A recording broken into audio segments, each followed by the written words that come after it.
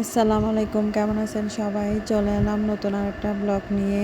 ঈদের লম্বা ছুটি কাটিয়ে ফিরে এলাম পুরনো রুটিনে।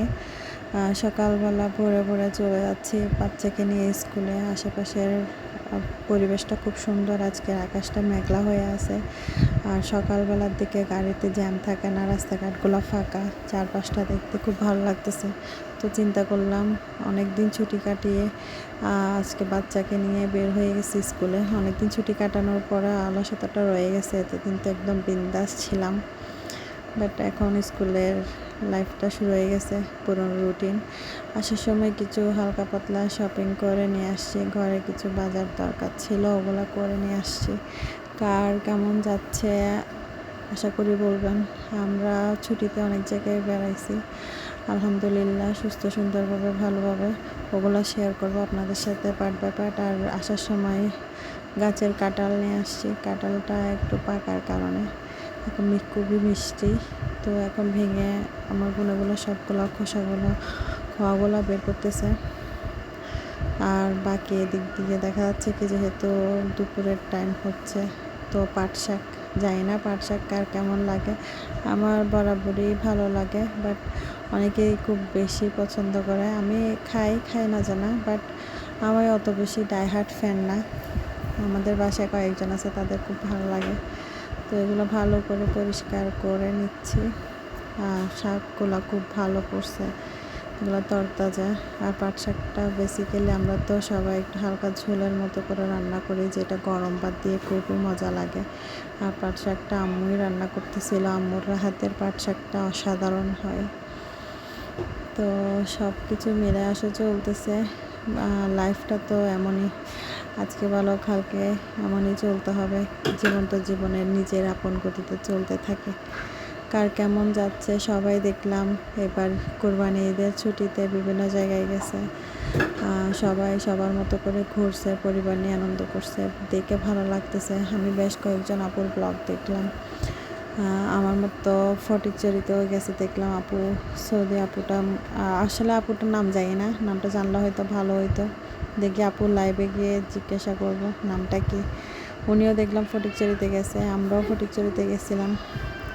তো সব মিলাই চলতেছে। এদিক দিয়ে শাকটা কেটে কুটে রান্না করে ফেলতেছি। আর রান্নাটা দেখাচ্ছি না, কারণ হচ্ছে কি ওইটা ডিটেলসে দেখানোর কোনো কিছু নাই, সবাই জানে।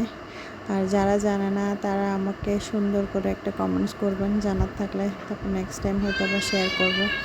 এক একজন এক একভাবে আসলে রান্না করে, আমরা চট্টগ্রামের মানুষ ওইভাবে রান্না করে। আর কাঁঠাল বিচিটা আসলে এখন প্রথম রান্না করতেছি। কাঁঠাল বিচি এতদিন খাওয়া হয় নাই, আজকে চিন্তা করলাম কাঁঠাল বিচি রান্না করব।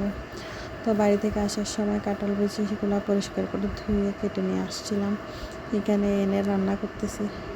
রান্না করার সময় কাঁঠাল বিচিতে অনেক বেশি করে শুটকি দিলে খুব মজা হয়, ওই কারণে আমরা বেশি করে শুটকি দিয়ে কাঁঠাল বিচিটা রান্না করতেছি।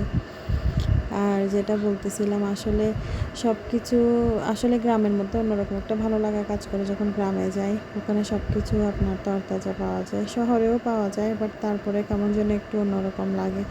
এই সাইডে শাকগুলো নাড়াচাড়া করে দিচ্ছি, হয়ে গেছে অলমোস্ট। আর লাইফ তো, জীবন তো নিজের গতিতে চলতে থাকে, ভালো মন্দ সব কিছু মিলাই আসলে জীবন চলতেছে জীবনের গতিতে। আপনাদের কার কেমন যাচ্ছে বলবেন। আমার ভিডিও যদি আপনাদের ভালো লেগে থাকে তাহলে অবশ্যই লাইক অ্যান্ড সাবস্ক্রাইব করে পাশে থাকবেন, সুন্দর একটা কমেন্টস করবেন। এটা আমি প্রতি ভিডিওতে বলি। আর আমার ভিডিওতে যদি কারো কোনো রকমের কোনো কিছু জানার বা বলার থাকে, কমেন্টস বক্সে কমেন্টস করবেন নির্দ্বিধায়। আসলে কষ্ট করে ভিডিওগুলো বানাই, যখন দেখি কেউ কোনো কমেন্টস করছে তখন খুব ভালো লাগে, খুশি লাগে তখন। আর সবার জন্য দোয়া করতেছি আমি, সবাইও আমার জন্য দোয়া করবেন। এই সংক্ষিপ্ত জীবনে আসলে কে কখন চলে যায় কেউ বলতে পারে না। রিসেন্টলি একটা ইনসিডেন্ট আমাদেরই মানে আমাদেরই আসলে ফ্রেন্ড, তেমন একটা বয়স হয় নাই, আল্লাহ হয়তো ডাক দিছে চলে গেছে। এটা এই দিন শুনলাম একজনের কাছ থেকে, শুনে খুব খারাপ লাগলো। তারপরেও আমরা মানুষ জাতিরা আসলে বুঝি না, যার যেমন ইচ্ছা সেটি এভাবে চলি। আর এদিক দিয়ে রান্নাবান্না শেষ। আমার ভাই কী করছে, আমার বাচ্চাদের জন্য জার্সি নিয়ে আসছে, যেহেতু কাল থেকে হচ্ছে ফুটবল বিশ্বকাপ শুরু। ওদের জন্য ফ্যান, গাড়ি আর জার্সি নিয়ে আসছে। তাদের মধ্যে অনেক এক্সাইটমেন্ট কাজ করতেছে। আমার বাচ্চা তো অনেক খুশি। সে তাদের জন্য দুইটা করে জার্সি আনছে। সে হচ্ছে রোনালদোর বিগ ফ্যান, ক্রিস্টিয়ানো রোনালদো। সে পর্তুগালের, ওই হেতুতে সে পর্তুগালকে সাপোর্ট করতেছে। আর ও তো কিছু বোঝে না, তারপরেও সে জার্সি পেয়ে অনেক খুশি। সে আর্জেন্টিনাকে সাপোর্ট করতেছে। ও স্পেনের জন্য একটা নিয়ে আসছে। ও আসলে আর্জেন্টিনা বা ব্রাজিল কোনোটাই না, ওর মতো রোনালদোর ফ্যান।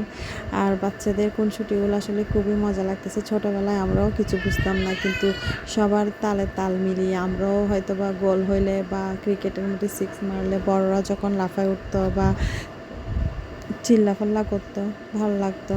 এপাশে গিয়ে কিছু লিচু নিয়ে আসছি। বাইরে দেখলাম প্রচুর লিচু বাইরে হয়েছে, আর লিচুগুলো প্রচুর মিষ্টি, ভালো লাগছে। সেজন্য লিচু কিনে নিয়ে আসছি, আনারস কিনে নিয়ে আসছি। সবাই মিলে ওখানে টেস্টও করছি আসলে। আর লিচু কেনার সময় পাশে দেখলাম একটা লাইভ বেকারি ওপেন হয়েছে। ওইখান থেকে কিছু জিনিস কিনলাম, প্যাটিস, ক্রিম বান, আর এগুলো হচ্ছে ক্রোসেন্ট টাইপসের কিছু, আর কেক। এগুলো নিয়ে আসছি। আজকের মতো আল্লাহ হাফেজ।